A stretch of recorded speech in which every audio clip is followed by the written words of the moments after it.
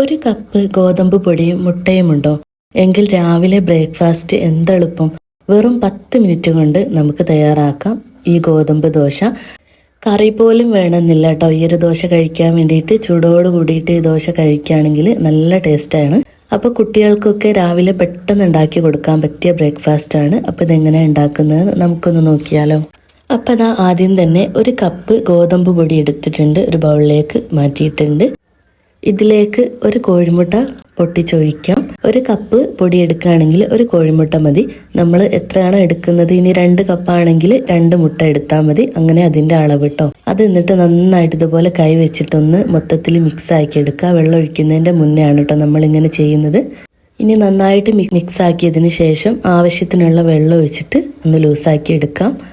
അപ്പം ഞാൻ ആദ്യം തന്നെ 1/2 കപ്പ് വെള്ളം ഒഴിച്ചിട്ട് ഇതുപോലെ ഒന്ന് ഇളക്കി നോക്കുകയാണ്.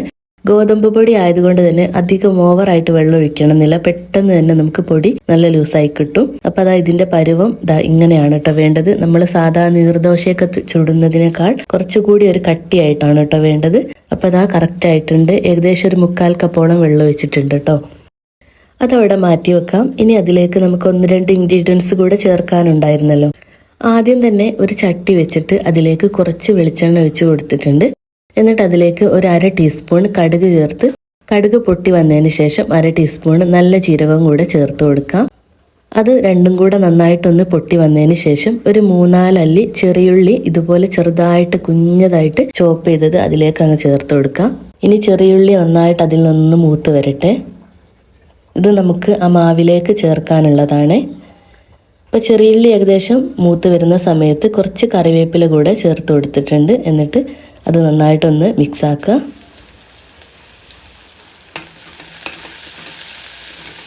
അപ്പം ഏകദേശം ചെറിയുള്ളിയും കറിവേപ്പിലൊക്കെ നന്നായിട്ട് മൂത്ത് വന്ന സമയത്ത് നമുക്കിത് മാവിലേക്ക് ഒഴിച്ചു കൊടുക്കാം.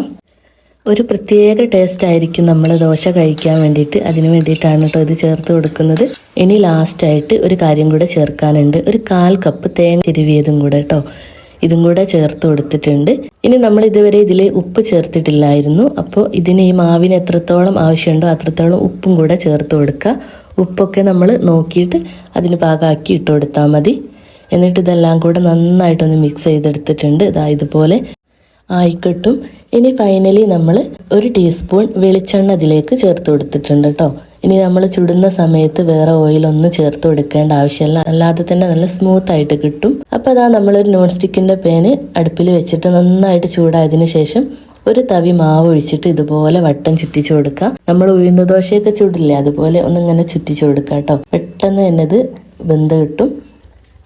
ആദ്യമായിട്ടാണ് നിങ്ങൾ എൻ്റെ ചാനൽ കാണുന്നതെങ്കിൽ ഒന്ന് സബ്സ്ക്രൈബ് ചെയ്ത് സപ്പോർട്ട് ചെയ്യാൻ മറക്കരുത്. ഇതുപോലുള്ള നല്ല നല്ല റെസിപ്പീസൊക്കെ നമ്മളെ ചാനലിൽ ഇടുന്ന സമയത്ത് നിങ്ങൾക്ക് ലഭിക്കാൻ വേണ്ടിയിട്ടാണ്.